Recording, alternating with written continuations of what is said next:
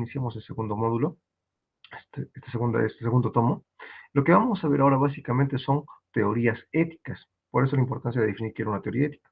Hoy día vamos a ver lo que es el utilitarismo, y es una ética teleológica, es decir, que se basa en un fin, en una determinada finalidad. Obviamente esta referencia hacia una ética material o una ética de los fines, porque su fin es las consecuencias, los actos, que ahorita vamos a ver en qué consiste esa finalidad, esa consecuencia de la que estamos hablando en el utilitarismo. Entonces, recordando, telos significa fin, una ética teleológica significa una ética que tiene fin. En el caso del utilitarismo, obviamente, lo que más me conviene, o lo que yo busco, o lo que se va a identificar con el equivalente a la virtud, va a ser la utilidad. Es decir, un comportamiento es correcto o incorrecto según las consecuencias que produce. ¿En base a qué? A la utilidad. Ahorita vamos a explicar mejor a qué me refiero con esto de utilidad. La obligatoriedad depende de las consecuencias. Solo las consecuencias son criterio de moralidad. ¿A qué se refiere esta ética utilitarista? A esta ética de las consecuencias. Que yo solo voy a determinar que algo está bien o está mal en base a las consecuencias. No me va a interesar el medio por el cual las hago, solo me va a interesar las consecuencias. Si lo que logré hacerlo, digamos que utilicé un montón de personas, pero al final, entre comillas, hice un bien, entonces está bien lo que hice.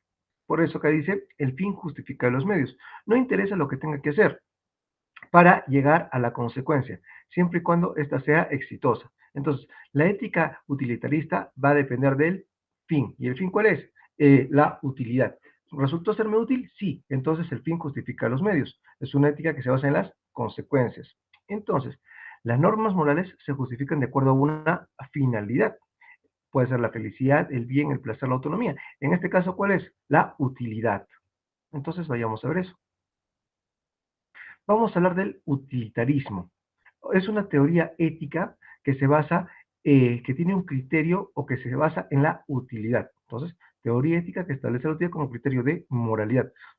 Ya no vamos a hablar de la ética en base a la virtud, como habíamos visto. Ya no vamos a hablar de la ética en base al deber, como habíamos visto anteriormente en Kant. Ahora, ¿cuál va a ser el principio? Va a ser la utilidad. ¿Y cuál es la utilidad según el utilitarismo? El mayor placer para el mayor número de individuos. En eso consiste la utilidad para el utilitarismo. Ahora, este placer para la máxima cantidad de individuos va a dividirse más adelante en dos. Uno que va a basarse en la cantidad y otro que va a basarse en la cualidad. Pero sigamos bien. Entonces, esta teoría ética del utilitarismo, como les dije, acá, cuando hemos visto, anteriormente vimos a Kant que nos hablaba del deber. Acá el equivalente a este deber kantiano va a ser el valor de lo útil, lo que me es útil. Entonces, ¿qué va a ser lo correcto? Lo útil, lo que me va a ser útil. ¿Y qué va a ser incorrecto? Lo que no me va a ser útil. Y como les dije, en esta corriente utilitarista, el fin justifica los medios. Entonces, éticamente correcto, lo que maximiza lo bueno. Es una corrección del acto, está determinado por las consecuencias. Por otra parte, esta teoría ética, al basarse netamente en lo que es la utilidad, en lo que me interesa, que son los fines, van a desprenderse de otro tipo de éticas que son éticas que se van a basar, por ejemplo, en los principios a priori. Acá no hay un principio a priori, no existe nada de eso. Van a rechazar, por ejemplo, lo que es toda la doctrina kantiana. Acá no existe ese concepto que vimos anteriormente de obligación moral, no existe nada de eso. Acá lo único que interesa son las consecuencias. A diferencia de Kant, que nos interesaba la intención, acá no interesa para nada esto. La intención es lo de menos, no sirve para nada según el utilitarismo. ¿Qué me interesan acá? Las consecuencias. Entonces dice, rechazan que existan obligaciones morales independientes a las consecuencias. No hay deberes o mandamientos a priori, no hay ese imperativo categórico que nos obliguen por nosotros mismos. En resumen, en el utilitarismo lo único que interesa es la utilidad. ¿Y qué es esa utilidad? Es una tendencia a producir felicidad, maximizando el placer y minimizando el dolor. Es decir, este placer lo vamos a calificar, ¿sí? Y esto está en referencia a ¿qué? A satisfacer nuestros deseos, nuestras preferencias. El que va a desarrollar ampliamente el utilitarismo va a ser Jeremy Bentham. Sin embargo, al personaje que vamos a ver hoy día es a Stuart Mill. Stuart Mill se va a basar en estas tesis que desarrolló Bentham y nos va a decir que el individuo tiene que actuar, igual que el utilitarismo en general, y obtener el mayor placer posible. Sin embargo, acá Stuart Mill va a hacer una diferenciación. Nos va a decir, sí, es cierto, hay que buscar el mayor placer para que maximizar ese placer. Sin embargo, acá nos va a decir que no todos los placeres nos llevan a esa felicidad. Hay una clasificación de placeres. Hay placeres que sí nos llevan a la felicidad y hay placeres que no nos llevan a la felicidad. Entonces, hay placeres que se pueden cuantificar. Es decir, hay placeres que tienen un grado superior y un grado inferior. Por eso dice, siguiendo la tesis de Bentham, establece que el individuo debe actuar con el objeto de obtener la mayor cantidad de felicidad para la colectividad, lo moralmente correcto y no para sí mismo. Ahorita vamos a ver ese punto también. El utilitarismo, en base a Stuart Mill, nos va a decir que va a buscar la felicidad, ese mayor bienestar para el mayor número de personas. ¿Cuál va a ser el fin? Obviamente la utilidad. Esta utilidad que vemos se va a basar en la razón. Entonces la razón es fundamental para el utilitarismo, porque nos va a ayudar a sacar unos cálculos para llegar a esa felicidad. Y para mí también es importante la libertad. A diferencia de Jenny Betkan, que habla de felicidad en general, acá Stuart Mill nos va a hablar que hay dos tipos de felicidad, una felicidad individual y una felicidad colectiva. Esta felicidad individual es necesaria para esta felicidad colectiva. ¿En qué consiste esta felicidad individual? Es bueno aquello que nos es útil para ser felices. Y en esta felicidad colectiva, el mayor bien para el mayor número de personas. Este es el principal precepto del utilitarismo. Y este precepto del utilitarismo se le conoce como hedonismo solidario. ¿Por qué? Vamos a ver más adelante que para yo ser feliz tengo que relacionarme con personas felices. Y eso va a implicar esto de aquí, hedonismo solitario, el mayor bien para el mayor número de personas. Ahora, ¿cómo funciona esto? Muy simple. Yo no puedo ser feliz a todo el mundo, entonces solo voy a ser feliz a los que están cercanos a mí. Ahorita vamos a ver eso también. Entonces, esto significa que esto es una ética teleológica, una ética que se basa en las consecuencias. La ética consecuencialista es una teoría ética que sostiene que la moralidad de una acción depende de sus consecuencias. Es lo que estábamos hablando. Algo es correcto o incorrecto en base de los resultados. Si tengo un resultado,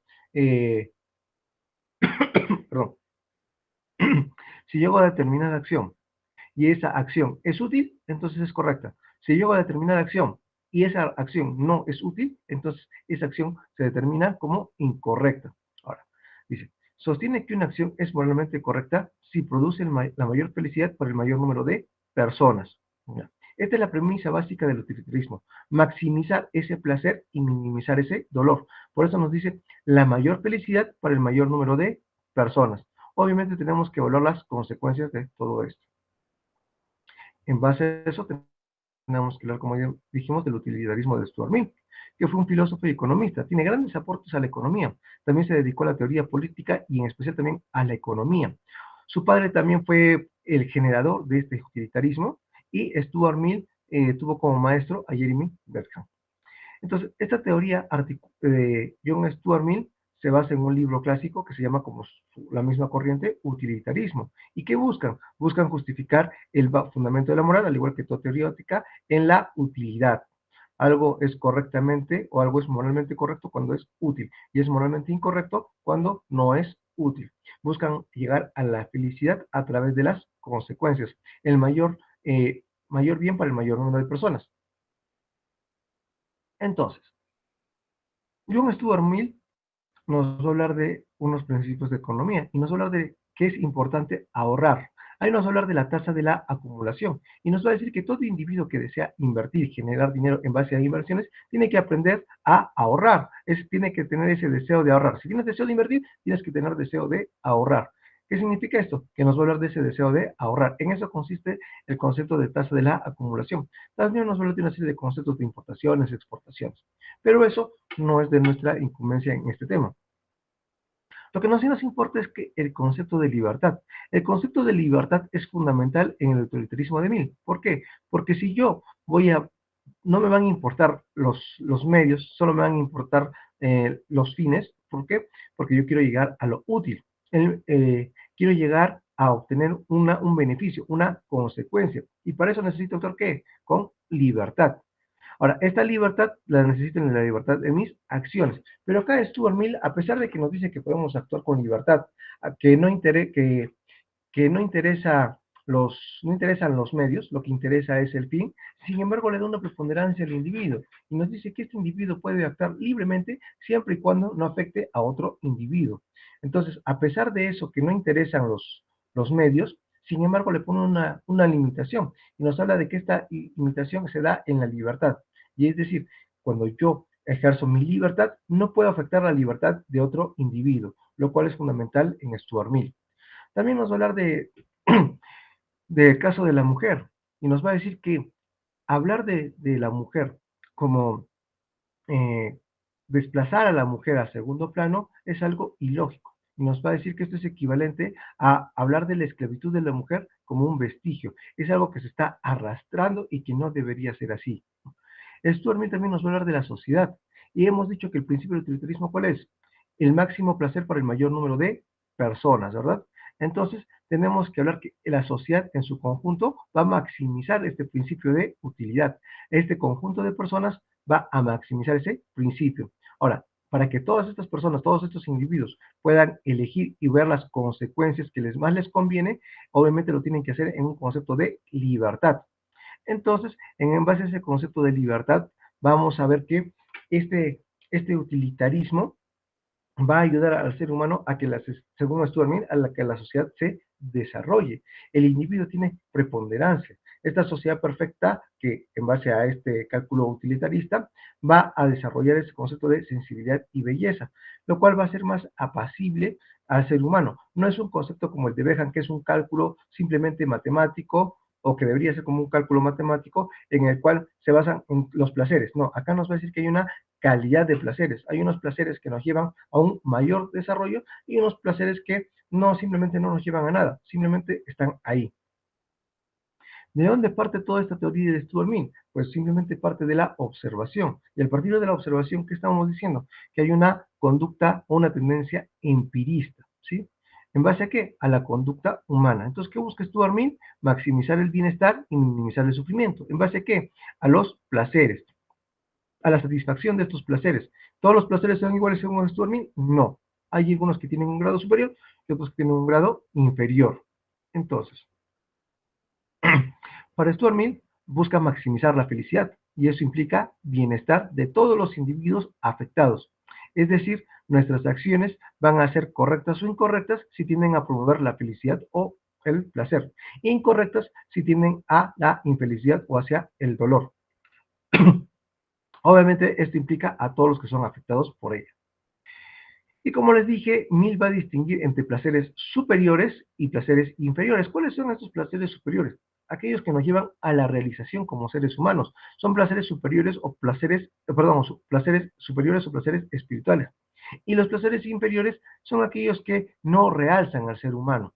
Entonces, Mill distingue entre placeres superiores e inferiores en su obra Utilitarismo. Los placeres superiores son aquellos que requieren de un mínimo de capacidades cognitivas para disfrutar y son exclusivos de los seres humanos. Por eso se llaman placeres superiores, placeres espirituales. Más específicamente, los placeres superiores son placeres intelectuales, mientras que los placeres inferiores son placeres sensuales. Vamos a ver eso. Cuando hablamos de los placeres espirituales, hacemos referencia a que estos van a ayudar, como les dije hace un momento, al desarrollo de la sociedad. Estos placeres superiores son los que más le interesan a Stuart Mill. Y los placeres materiales o son inferiores, estos no aportan mucho al desarrollo. Este es lo principal en Stuart Mill, hace esa clasificación de los placeres. En el utilitarismo nos habla del máximo bien para el máximo número de personas. En el utilitarismo en general, solo placeres a simple vista. En cambio, con Stuart Mill nos dicen, no, no puede ser cualquier placer el que nos guíe, sino tienen que ser los placeres de grado superior. ¿Cuáles son esos placeres de grado superior? Los placeres espirituales. Y como hemos visto, resultan del uso de las capacidades superiores, inteligencia, reflexión y todo eso. Y estos contribuyen más a la felicidad, que a diferencia de estos placeres, que son placeres materiales o placeres inferiores, ¿sí? Se persiguen por enfermedad del carácter, degradación de las capacidades, es una capacidad de disfrute baja. Mayor satisfacción, no mayor felicidad. Esto es interesante. Stuart Mill va a hacer esa diferenciación entre la satisfacción de un deseo y la felicidad. Estos placeres inferiores van a ayudar más que a la felicidad, a la satisfacción de deseos, lo cual no van a otorgar una felicidad propiamente dicha. En cambio, estos placeres que son espirituales, su satisfacción sí nos va a llevar directamente a la felicidad. Entonces, estos placeres espirituales nos llevan directamente a la felicidad, nos llevan a una contribución de la sociedad. Estos placeres materiales inferiores, más que todo, nos van a llevar a qué? A la satisfacción de qué? A la satisfacción de necesidades. Entonces, como estábamos diciendo, Miller introdujo el concepto de placeres superiores e inferiores para argumentar que los placeres intelectuales y morales son superiores a los físicos. Eso ya lo hemos visto. Como les dije, estos placeres intelectuales me van a ayudar a la verdadera felicidad, mientras que los placeres inferiores básicamente solo son satisfacción de deseos, no me van a llegar a una felicidad propiamente dicha. Creía que el objeto de la acción moral es producir la mayor cantidad de felicidad para el mayor número de personas y que los placeres superiores contribuyen más a la felicidad que los placeres inferiores. La distinción de Mill entre placeres superiores e inferiores ha influido en la filosofía moral y continúa ampliamente discutida en la actualidad. ¿Qué hemos dicho inicialmente? Cuando Stuart Mill inicia esto, se basa en la observación. Si se basa en la observación, estamos hablando de una tendencia empirista. ¿Pero qué es lo que observa? Observa la conducta, ¿sí? Entonces, ¿qué va a observar? Las acciones buenas. ¿Y cuándo podemos decir, según Stuart Mill, que tenemos una acción buena? Cuando ésta está encaminada hacia la felicidad, hacia el placer, hacia la obtención de los mayores placeres, maximizar el placer y minimizar el dolor. Y acá Stuart Mill nos va a decir algo interesante. Nos va a decir que todo lo que hacemos está en base a la obtención de felicidad. Todo nuestro actuar, toda nuestra vida está en función de eso, obtener lo que es la felicidad. ¿Y qué sucede si es que nosotros queremos ser, no sé, cualquier acción? Toda esa acción está encaminada hacia la felicidad y solo va a tener un valor todas las acciones que se encaminan hacia la felicidad. Entonces, por eso nos dice, las acciones solo tienen valor moral en la medida que promueven la felicidad y nos dice que los medios para obtener esta felicidad son necesarios. Y nos dice cualquier acción que hagamos simplemente son medios para realizar para alcanzar esta felicidad. Cualquier cosa que hagamos es un medio. Entonces, si yo quiero, por ejemplo, dinero, pues el dinero no es un fin, nos va a decir Stuart Mill. Yo quiero dinero, ¿para qué? Para ser feliz. Yo quiero fama. No es que quieras fama, la fama es un medio. ¿Para qué? Para ser feliz. Por eso hemos visto que lo que interesa al final para el utilitarismo es ese placer, esa felicidad. Y todo lo demás que son medios.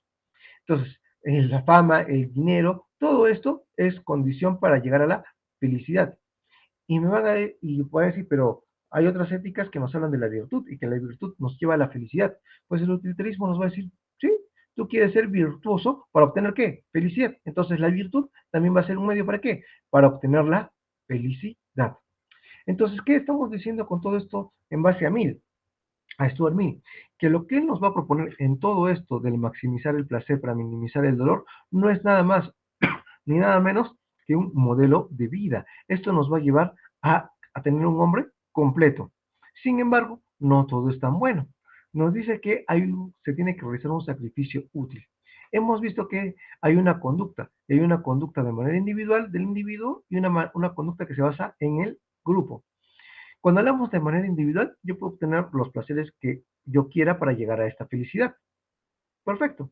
Pero ahí queda en un individualismo. Pero nos dice que este utilitarismo también puede superar al individualismo y lo hace a través de lo social. Es decir, que yo como individuo puedo sacrificar ciertos placeres para que todo mi entorno o mi pequeño entorno pueda también ser feliz. A eso se refiere con un sacrificio útil. Entonces, cuando habla de lo social, es compartir el destino de otros. Entonces, yo puedo sacrificar ciertas cosas para que el bienestar de ese pequeño grupo. ¿Y qué estoy haciendo al sacrificar pequeñas cosas? Estoy obteniendo el máximo placer para el mayor número de individuos. Entonces, Stuart Mill ve este concepto de sacrificio útil, en el que el individuo puede superar ese individualismo y trascender e ir más allá. Entonces, cuando hablamos de la felicidad en Stuart Mill, obviamente estamos viendo que parte de la realidad, de un hecho observacional, de un hecho de la conducta humana. En base a esa conducta humana, va a observar que todo lo que hacemos está en esta realidad. Por lo tanto, todo parte de esta naturaleza humana. Si es que quiere extraer valores, ¿de dónde los extraigo? De esta realidad. Si quiero extraer cualquier cosa, parto de esta realidad. ¿Y para qué me baso en esta realidad? Porque en esta realidad yo puedo ser feliz. Por lo tanto, la felicidad es algo intrínseco, es algo deseable en sí mismo. El fin del hombre es la felicidad. ¿Necesito justificar la felicidad? No, no necesito. ¿Por qué? Porque mi fin es la felicidad y todo lo que yo hago es un medio para conseguir esta felicidad, es un fin en sí mismo. Entonces no necesito justificarla. ¿Por qué? Porque la felicidad es deseable. Es imposible no encontrar a alguien que quiera ser feliz. El simple hecho de que algo sea deseable, como en el caso de la felicidad, ya justifica su obtención. Entonces, acá la voluntad tiene la voluntad tiene su origen en el deseo. Si yo hago algo, tengo la voluntad de hacer algo, lo hago por deseo. ¿Y qué implica el deseo? El deseo implica la consecución de la felicidad. En resumen, todo me lleva a la felicidad. Y acá está la premisa de esto. El objeto del deseo es la felicidad. Si yo deseo algo, es porque quiero obtener algo. ¿Y para qué lo quiero? Para ser feliz. Por lo tanto, el objeto del deseo es la felicidad. Pero la voluntad se basa en el deseo. Por lo tanto, ese deseo también va a llegar a ¿qué? A la felicidad. Entonces, la felicidad del individuo apunta a una aceptación de la vida entera. Como hemos dicho para Stuart Mill, esta felicidad es un modo de vida. La felicidad para Stuart Mill, como les dije, no es una simple suma de placeres. Tiene que agarrar y clasificar entre placeres superiores y placeres inferiores. Y no solo eso, sino que en determinado momento tiene que hacer un sacrificio útil. ¿Qué estamos hablando con todo esto? Que estamos hablando de la superación del individualismo de la sociedad. ¿En base a qué? A la distinción cualitativa de placeres que ya hemos visto. También les dije que se da un aporte humanista, que este hace una sociedad más apacible, más bella. ¿Por qué? Porque habla de maximizar la felicidad para el mayor número de personas. ¿Y eso qué implica? Uno solo puede ser feliz si se rodea de personas felices. Eso es muy importante. Uno solo puede ser feliz si se rodea de personas felices. Entonces, en ese aspecto yo tengo que atender la felicidad también de las personas que me rodean. Y ahí yo tengo que hacer lo que se conoce como un sacrificio útil. Aplicación del utilitarismo de Mill. El utilitarismo de Mill puede aplicarse en muchos problemas actuales al considerar que acciones producirán la mayor cantidad de felicidad para el mayor número de personas. Por ejemplo, durante la pandemia COVID-19, el utilitarismo puede utilizarse para tomar decisiones sobre cómo asignar recursos médicos limitados, como ventiladores, de la manera que salven la mayor cantidad de vidas posibles. Y así podemos encontrar un número de ejemplos que nos van a hablar de utilitarismo. Sin embargo, hay varias críticas, por ejemplo, cómo hacer ese cálculo para maximizar el placer. Ahora, Stuart Mill tampoco nos habla específicamente nos habla de la libertad, nos habla de los individuos, pero no nos habla específicamente cuáles son, hasta qué punto hay esos derechos individuales. No nos habla de esos límites. Ahora, otra crítica dice, es que el utilitarismo se centra demasiado en las consecuencias de las acciones y no tiene en cuenta las intenciones. Lo vimos desde el comienzo, ¿no? Las intenciones no cuentan o motivaciones que haya detrás de ellas. Y así podemos encontrar un montón de críticas.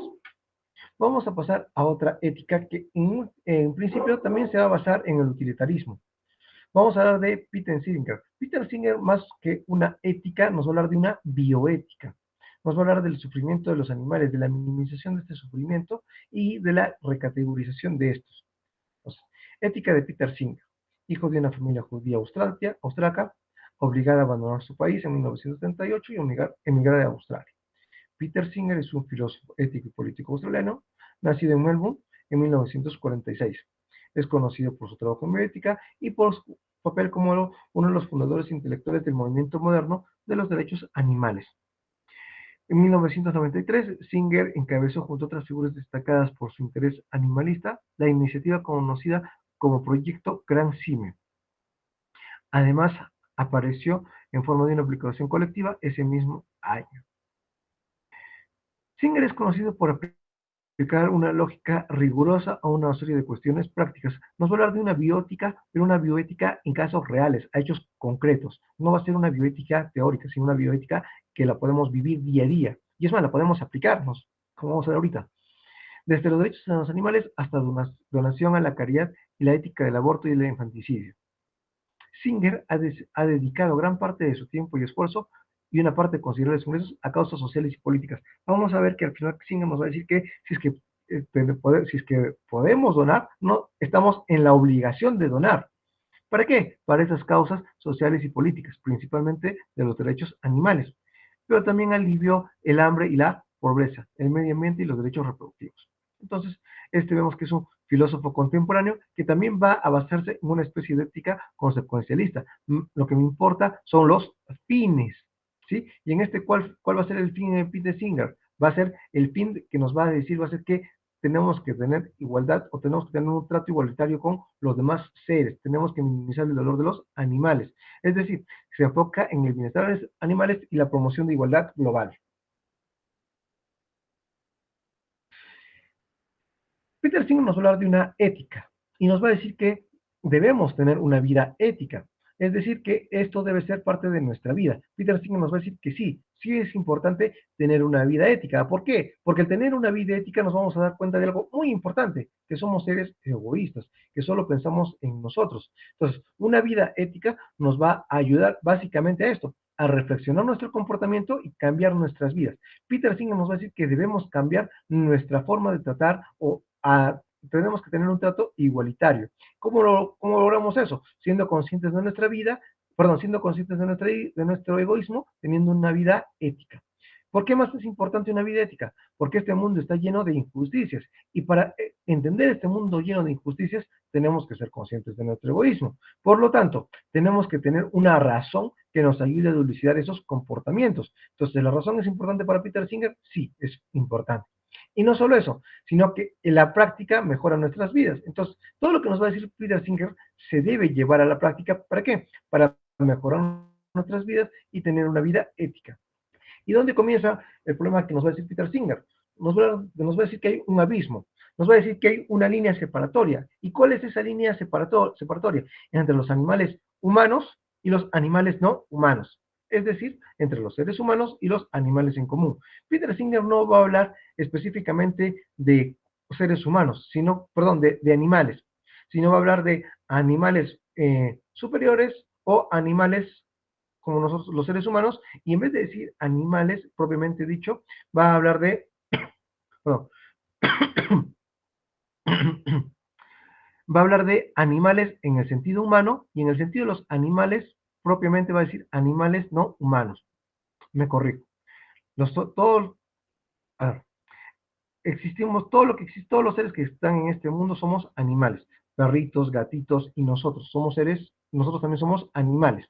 La diferencia con los perritos, con los gatitos, con las vaquitas, ¿qué somos nosotros? Son animales no humanos. Mientras que nosotros somos seres humanos, los perritos, los gatitos son animales no humanos. Entonces, Peter Singer nos va a hablar de esta relación entre los animales humanos y los animales no humanos. Y nos va a decir que hay una línea, una separación entre los seres humanos y los animales, y que eso está mal, que ahí nos va a hablar de un estatuto moral.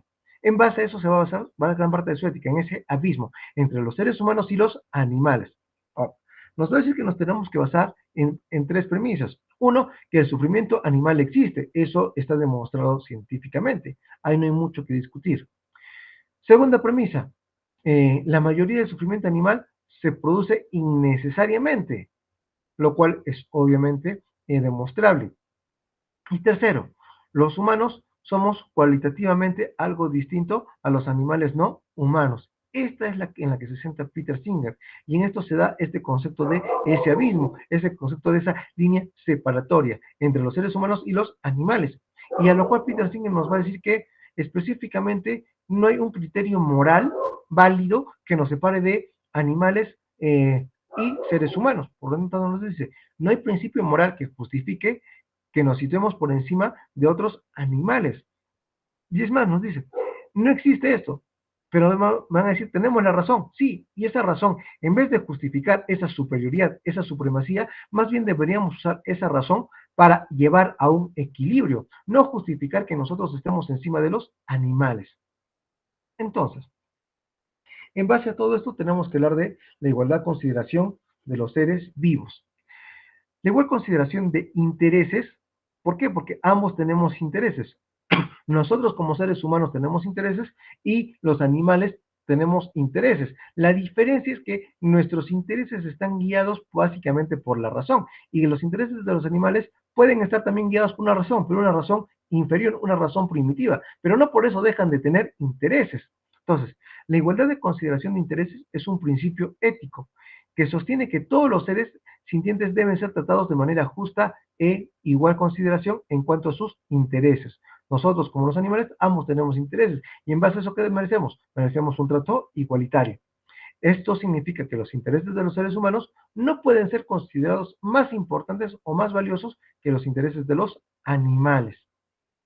¿Por qué? Porque tanto nosotros como los animales tenemos esta capacidad de ¿qué? De sentir placer y dolor. Entonces, eso ya es un criterio suficiente. Esa capacidad de sentir placer o dolor ya implica también otra categoría.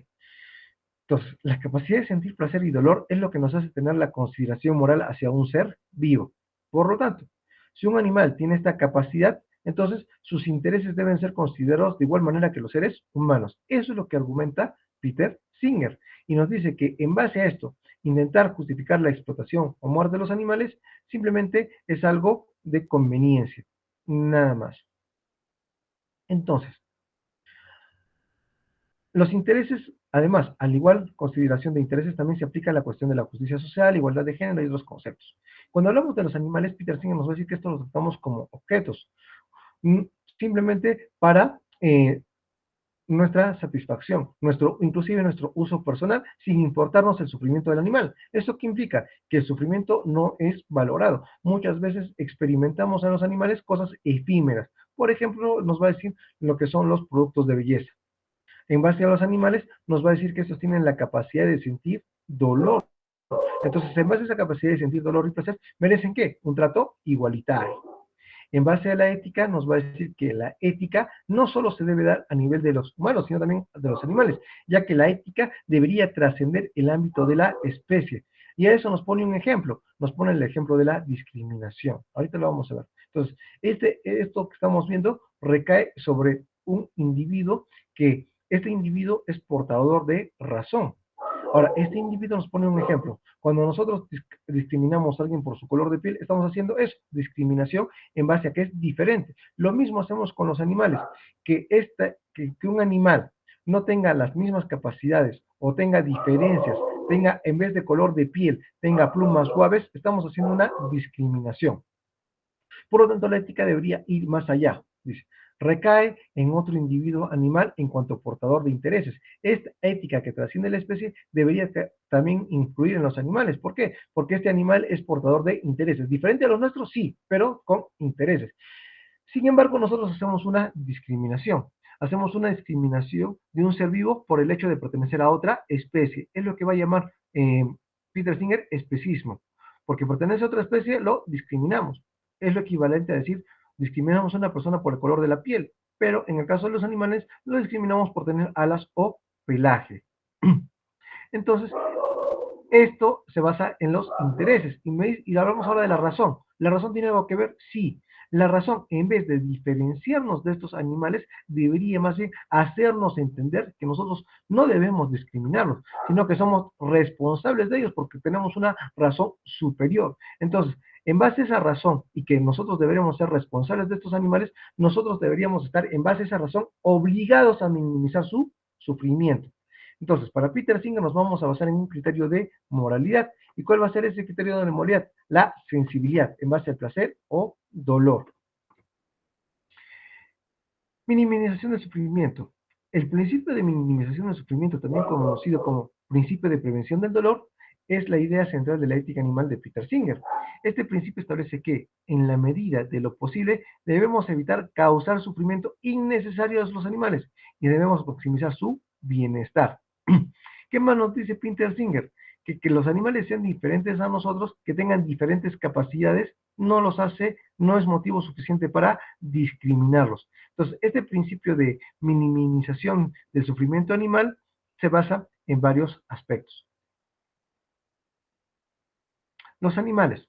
Todos los animales tienen un sistema nervioso, por lo tanto pueden sentir dolor, más que otros, unos más, otros menos. Entonces, En base a este sufrimiento que tienen los animales, debemos tener una comprensión. Ahora, que el animal pueda sentir dolor, eso lo hace todavía aún más vulnerable, porque si es que tiene esa comprensión del dolor, deberíamos evitarlo. Entonces, en el caso de la sociedad, debería tener esa capacidad de poder sentir. Deberíamos entender que los animales tienen esa capacidad también de sentir, tienen esa capacidad de formar lazos afectivos. Obviamente no igual que los animales, pero tienen esa capacidad. Ahora, esa capacidad de racionalidad no es un criterio totalmente válido. Peter Singer nos dice que en base a la racionalidad hay seres que no cumplen, seres humanos que no cumplen con esta capacidad y no por eso son desechados. Peter Singer nos propone el vegetarismo como una solución a todo esto. Nos dice que debemos evitar el sufrimiento animal y que para evitar ese sufrimiento animal nosotros deberíamos cambiar nuestra dieta a una dieta vegetariana. Esta dieta vegetariana ha demostrado ser saludable y va a proteger a los animales. ¿A qué hace referencia esto? Cuando nosotros nos convertimos al vegetarianismo, estamos teniendo una dieta saludable. Por lo tanto, está demostrado también que nosotros, al tener una dieta vegana saludable, simplemente estaríamos comiendo carne. ¿Por qué? Porque nosotros queremos. Ahora, acá se le viene un problema a Peter Singer y nos dice que la dieta vegetariana también incluye productos derivados de animales. Eso ya queda por debatir. No solo eso, sino que el vegetarianismo ayuda a que estos animales no sean minimizar el sufrimiento. Y no solo eso, nos dice, de preferencia tenemos que comer alimentos que no vengan de granjas industriales. Esto es lo mínimo que deberíamos hacer para ayudar a evitar todo este sufrimiento. Vamos ahora a la práctica. Dice,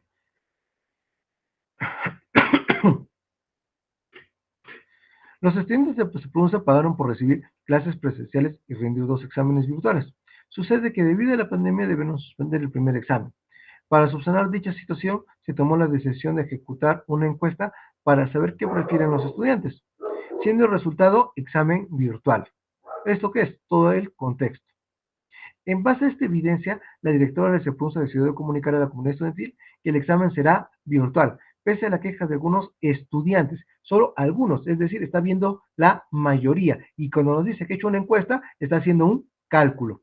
La decisión tomada por la directora de esta institución se asemeja a la política de la ética de, obviamente estamos hablando de algo consecuencialista, quiere ver las consecuencias de los actos, se está basando en un fin. ¿Cuál es el fin? El mayor bien para el mayor número de personas. ¿Qué estamos hablando? Una ética consecuencialista. Esto hace referencia a Sócrates, a Bentham, Platón, Aristóteles, Mill. Ya, la diferencia, acá sí tenemos algo claro. Tenemos a Bentham y a Mill. Ambos podríamos caer. Pero ¿cuál es la diferencia? Nos dice que una encuesta para saber nos hace una encuesta para saber qué prefieren los estudiantes. Entonces, está yendo a un grado superior, no está yendo en un nivel básico de satisfacción, sino está usando la parte intelectual, un placer superior. En base a eso, decimos que estamos hablando de la ética de Stuart Mill, ¿sí? Dos, del siguiente caso ético se puede decir que, bueno, es un caso, vayamos de frente, hacemos un caso, ya, sigamos con el 3. Dice, en una constructora se trabaja de lunes a domingo. La obra realizada ha sido muy pesada para los trabajadores, pues ya llevan 14 días trabajando sin parar. Aunque, debe, aunque deben ir a trabajar este domingo, como la mayoría está cansado y necesita relajarse y recuperar fuerzas, el dueño de la constructora decidió darlo como día libre. El caso explicado fue resultado de una ética. ¿Qué estamos viendo? Que si es que siguen trabajando, no van a rendir. Por lo tanto, yo estoy mirando que las consecuencias. Si es que estoy mirando las consecuencias y yo quiero que esto siga trabajando y que todo esté bien, tengo que pensar en maximizar lo bueno. Y en maximizar lo bueno es maximizar lo útil, maximizar el placer y minimizar el sufrimiento. Entonces, si yo tengo que maximizar el placer, tengo que dejarlos descansar. Otra vez de que estábamos hablando de la ética utilitarista, de la ética consecuencialista de Stuart Mill. Y por último, dice, eh, Una persona que es donadora de órganos sufre un accidente y está a punto de morir. En el hospital, el médico a cargo hace los mínimos esfuerzos para que esta persona sobreviva, generando que esta persona fallezca y se puedan utilizar sus órganos en otras personas. Este es un comportamiento criticable debido a, ¿por qué es criticable este comportamiento? ¿Qué tiene de malo? Pues muy simple. Acá hay una crítica. ¿Acá qué está haciendo? Está siendo utilitarista. Está agarrando, llega una persona que está mal y le va a dejar que fallezca. ¿Por qué? Porque más esa persona igual iba a fallecer, pero no hace muchos esfuerzos. ¿Por qué? Porque al fallecer esta persona va a poder salvar a varias personas. ¿Eso es un cálculo utilitarista? Sí, pero tiene una crítica. ¿Cuál es? No está considerando los valores, no está considerando que la persona es un fin en sí misma, no está considerando ese valor. Entonces, eso es algo que se critica en el utilitarismo. No hace uso adecuado de los valores. Por lo tanto, la respuesta es la letra C, manejo inadecuado de valores. El tiempo nos ha ganado, señorita monitora, señores alumnos. Muchas gracias por su atención. Que tengan una muy bonita tarde. Hasta una siguiente ocasión.